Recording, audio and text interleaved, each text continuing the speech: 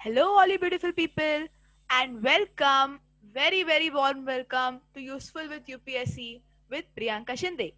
Today, we are going to study a special part of Law of Torts. Actually, two special parts. One is called as Doctrine of Fault, and second is called Pigeonhole Theory. Now, these two statements and these two concepts are really rarely asked, but you guys should know. They may be asked in the interview or in general for law of torts, they are the base. Okay, so we'll go for that.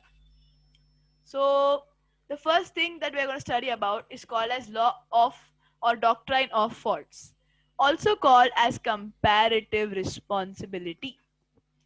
It is a sort of tort law in which and due to which many of the industrial people avoided or defaulted or searched through loopholes and went across their responsibilities. Their responsibilities to give money, to give compensation to the people who were injured, whether personally injured or reputation wise injured.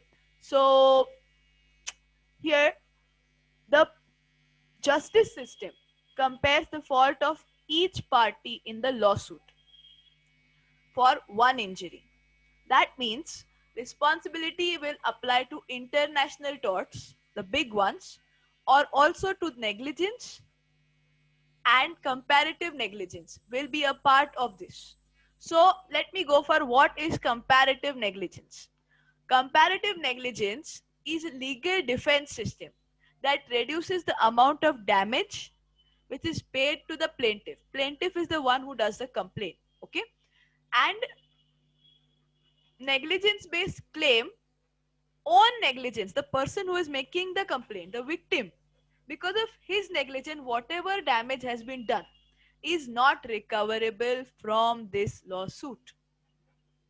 So it disallows any recovery by a plaintiff whose negligence contributed even a little to the responsibility of causing the damage. This is a tremendous loophole, guys, in the law of tort system. Okay, this is a protection provided to the industrialist. As an industrialist, it is a protection against the wrong lawsuits which are filed also. So it depends on how you look at it. Okay, so now let us imagine that doctrine is a bit harsh, you know. So how it is understood? Okay, now in one case it may be that the plaintiff is allowed to recover, the plaintiff is allowed to recover the amount of damages which were done not at all by him, done by the person, the wrongdoer, the defendant, and the amount of damage he was responsible for was very small. Okay, the amount of damage was very tiny.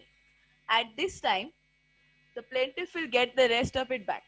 The plaintiff's share will be cut, and the defendant will have to pay the rest of the price. Okay, in the second part, in the second part, you may say that low or equal percentage was there of each defendant. There can be more than one parties responsible for the damages. At such stage, this is allowed. Okay, but the plaintiff's recovery is reduced. Now, if we compare it, the person, the victim's fault in the particular circumstance with the defendant's fault, and we find that the plaintiff's fault is very small, then the plaintiff will get money in return. Okay,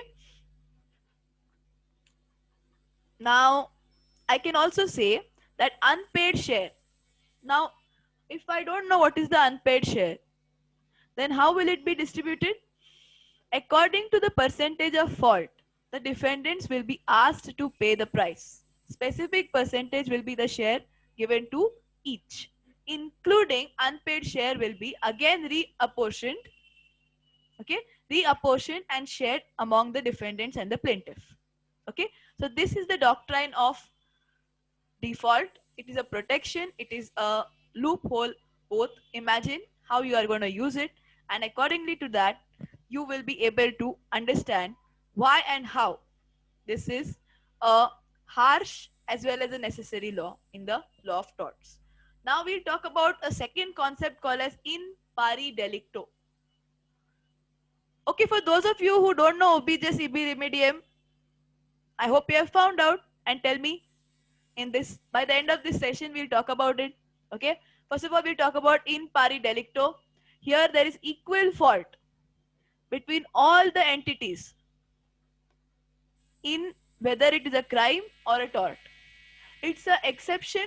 There are many exceptions to this. Plaintiff must be voluntary participant in the wrongful conduct. Whatever is done wrong, plaintiff must have played a part. There must be some wrongdoing of the plaintiff. Substantially, it should be either equal or greater than the defendant. This is used by the courts when relief is denied because there is equal wrongdoing by both plaintiff and the defendant, or greater culpability, greater responsibility of the wrongdoing is on the plaintiff himself. Okay? So superior claim actually lies in the hands of the defendant. But what is the exception? What is the exception to this law? Plaintiff must be the active and voluntary as well as equal shared culprit in this. Culprit, I will not say culpability in this. Okay? And he should have an adverse interest in exception. So agent अगर defraud करता है उसके लिए, the agent is defrauding for agent's benefit. Okay? Then innocent insider, the person who is a plaintiff doesn't know what he is doing. If that is the circumstance, then this doctrine will get cancelled. The doctrine of in pari delicto. Okay? So guys, please inform me what is ubi juris ibi remedium. Still I have not seen many answers. Come on, yaar. Okay? So enjoy talking with you on this principle. In the next video, we'll talk about what is pigeonhole theory. Okay?